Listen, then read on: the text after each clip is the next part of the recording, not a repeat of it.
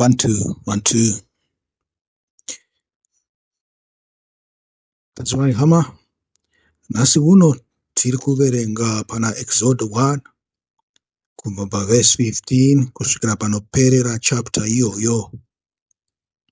Panoverengwa pachinzi kudai: mambo weIjipita akati kuna vananyamukuta vechiHebheru vainzi Shifra naPua, pamunobatsira vakadzi vechiHebheru pakusununguka uye mukavacherechedza vachisununguka, kana ari mukomana mumuurayei, kana ari musikana murege ari mupenyu.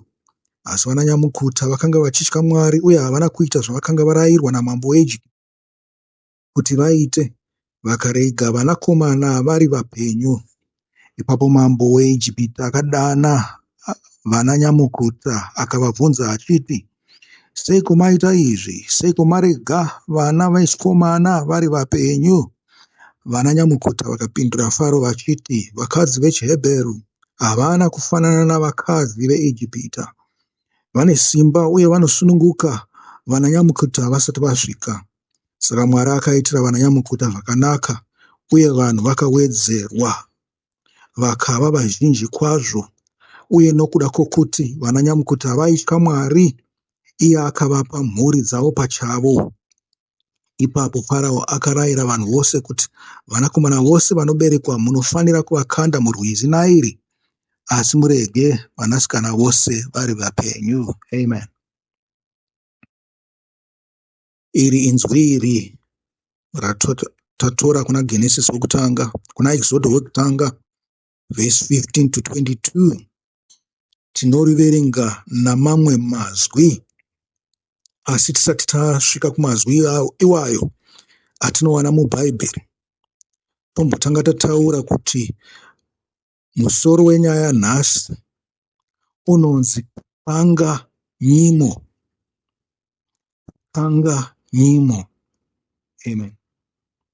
Munoziva kuomarara kwakaita nyimo ka? Pakabudawo chirehwa chevakuru vedu vanotaura Shona, vakati akanga nyimo avangarara. Izvi makazvinzwawo mumuenzaniso waIshe wedu Jesu Kristu paaitaura nezvemurume aida kuvaka imba. Zvikanzi unotanga waunganidza, waona kuti une mari here nezvikwanisiro zvokuti avake imba, kuti vanhu vasazomuseka kuti wakatanga kuvaka imba akatadza kuipedza. Zvimwe chetezvo nemurume unenge uchida kuvaka svingo. Naizvozvo kana wada Mwari unofanira kuvangarara. Kana uchida kutevera Ishe wedu Jesu Kristu unofanirwa kuvangarara. Amen. Makatarisa nyaya iyi, muchinotarisa pakutanga kwaExodus 2 inotaura pakuzvarwa kwaMozisi, munoona kuti sei Mozisi wakazvarwa panguva yakaoma. Muri kuona chinhu chakanaka chakanga chichauya, asi wakaipa anoedza kuchidzivisa nenzira dzose. Nyangwe zvikanzi tava kuda kuisa mutungamiriri wakanaka munyika yeZimbabwe kana nyika ipi zvayo, zvinhu zvinotombotanga zvanetsa. Muri kupaona? Asi nofunga imimi neuroyi hwenyu hwamunobata mune nzira dzekudimburira izvozvo kana kukanganisa vamwe vakanaka vanenge vachida kupinda ipapo. Handizvo zvatiri kutaura nazvo pamusoro pano. Tiri kutaura panyaya yekuzvipira kuna Mwari. Amen. Makatarisa panyaya iyi yataverenga, pane vakanga vanzi vafe naFarao, asi Mozisi wakanyuka sehohwa mukati meimba yaFarao. Uri kuzvinzwa? Haana kurererwa kuvanhu vekwake, akatochengetwawo kuimba yaFarao, kune vanhu vakaipa, vanhu vakanga vasingade kuti hama dzake dzisununguke, dzidzokere kunyika kwadzo, kana kuti dzibudirire. Muri kupanzwa ka? Kana tazvitarisa izvozvo, Farao panze pokuti timuite saSatani, isi tinoti Farao mukuru wekereke. Kana tati mukuru wekereke, tatoreva kuti Farao ndiye kereke yacho, ndiye anochimhanya chinhu ichi ndechake. Asi zvaadaro Farao, mufananidzo uyu dai vaIsraeri vainzwisisa kuti munhu haana kuipa nokuti abva kuimba yanhingi, vangadai vakaita zvakanaka chaizvo mushure mokunge vapuwa murayiro naMwari. Tarisai muchione chinhu ichi. Farao ndiye akaropafadzwa naMwari. Mwari akatumira Josefa kuti iponese imba yaFarao navanhu vake veIjipita. Josefa akatokanganwa hama dzake, nyangwe nekutumidza vana vaakanga achizvara. Akanga akutotaura kuti ndatonyaradzwa munyika ino yandiri mutoro, kuti ndikanganwe hama dzangu dzandakasiya uku. Zvehama dzake akanga asina basa nazvo. Saka imba yaJakobho pakuzonzwa kunzi Josefa mupenyu, nokuzoenda ikoko vanga vatova ana John Camlet. Josefa wakanga uchingoita zvakanaka ari mukati meIjipita, vanhu venyika yeIjipita vachifara kuti vana Josefa. Farao achifara, Faro neimba yake vachifara, nyika yavo vachifara, nokuti vakanga vakaropafadzwa kupfuura dzimwe nyika dzose dzakanga dzakavapoteredza. Kwakutozongouyawo imba yaJakobho, hama dzaJosefa. Muri kupanzwa? Ndiko kuropafadzwa, sekuropafadzwa kweimba yaFarao, ndiko kuropafadzwa kwakanga kwakaitwa vanhu vaJudha, vanhu vaIsraeri.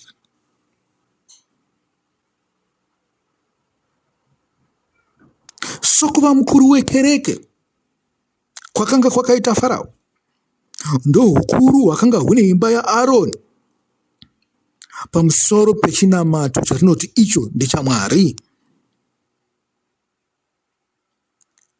yaakunzi yasisitimu yetemberi, zvichiitwa according kumurau wakapuwa vaIsraeri naMwari. Vakanga vari vakuru veimba yose yaIsraeri, zvimwe chetezvo navanyori, zvimwe chetezvo navakuru veIsraeri.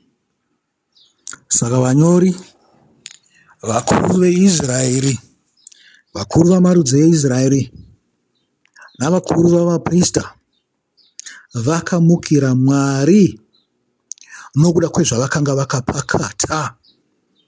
Kana munhu wangojairira kunge wakapakatiswa zvinhu, dzimwe nguva unofunga kuti zvako.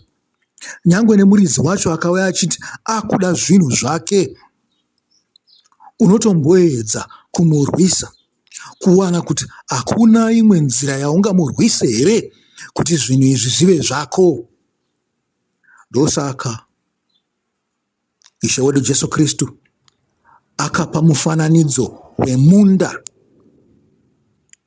Muridzi wemunda akagadzira munda wake, akasiya aurendesa kuna vamwe kuti vaurime vachizviwanira mari, asi vaizomupawo chidimbu chemari yavanenge vachiwana. Iye akaenda zvake akanogara kumwe. Panze pekuti vaendese chidimbu chiya, vakati haiwa, arigedza tingochengeta zvese, tingolaza zvese, tingodya zvese. paakatumira kuti endai munonzwa kuti ko mandikanganwa here. Zvikanzi vakatanga kuzvidza vaitumirwa vacho, vachiurova, vamwe vachiuraya. Zvikanzi akapedzisira akatumira mwanakomana wake, asi vakamuti uyu ndiye mudyi wenhaka. Zvikanzi vakamubata Kora, vakamuroma mbama, vakamubudisa kunze kwemunda, vakamuuraya, vakanomurasa kwakadaroko. Zvikanzi zvino munofunga kana munhu muridzi wemunda akazouya anozovaita sei? Muri kuona dambudziko iri? Dambudziko iri rakagara riripo, asi nokuda kwokuti hatidi kudzidza, tinoramba tichidzokorodza mamistakes akaitwa navakuru vedu vakaenda. Dzimwe nguva tinotodzokorodza nemo tichitevera mafootsteps evakuru vedu vakaenda, panze pekuti tinge tichiongorora zvakanaka tichiita izvozvo. Takutoshandisa mamistake aya kuramba takabatirira pazvinhu zvatinazvo. Kusada Mwari, maramba Mwari. Pua naShua vakafanana nemadhikoni namapasta namaelda namaasha akanga ari mukereke. Munofunga kuti imi uprista hwaAroni kutadza kwawo kwose, nevakuru vamarudzi nevanyori kutadza kwavo kwose, pakanga pasina vaivatsiura here? Zvichida vaitovanyararidza. Uyezve vakanga vanyararidzwa vakatoona kuti takaramba tichirwisa vanhu ava, hapana kwatinosvika.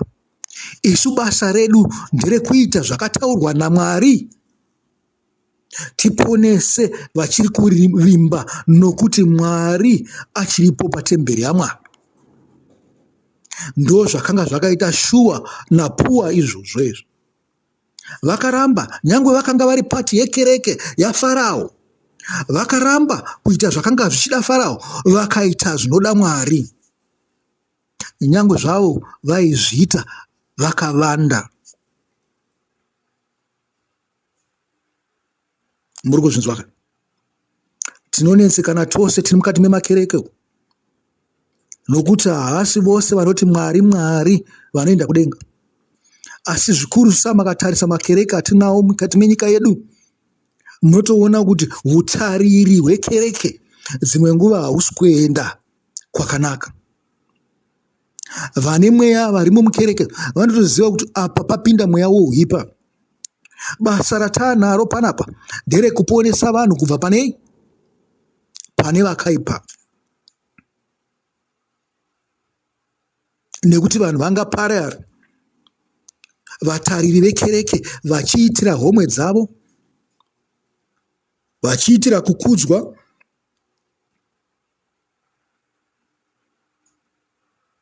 Shua naPua vakanga vari pasi pavatariri, asi vakanga vachiziva chikonzero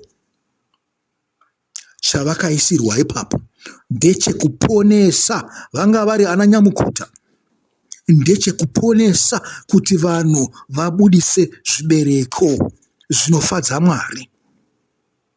Zviri zvibereko zvakaita sei? Zvinoenderana nekutendeuka, nekuti temberi nouprista hwayo hwose vakanga vakafanana nechipatara. Vanhu vainonayira ikoko. Zvikanzi ndivo vaifanirwa kushumira pakati paMwari navanhu, asi vakanga vakuda kuti vanhu vave vavo. ZvaMwari izvi zvakanga zvakanganikwa. Mwari haazoregedza kuisa vakewo vakarerekera kwaari pane vanhu vakadaro. Pua naShua vakamiririra zvinoda Mwari. Hama vadiwa, chirongwa ichi chakati rebei, asi ndakupai mviro dzacho. Tichazochidzamisa zvedu tichipinda papati 2 zvichida papati 3 papati 4. Asi kwanhasi ndinoti muve nesabata rakanaka. Mwari akuropafadze, akukomborerei, akupei rugare rwake kwete rugare runopiwa nenyika. Akupei zororo rake kwete zororo rinopiwa nenyika. Muve nerudo, mudanane, mugare zvakanaka. Chisarai.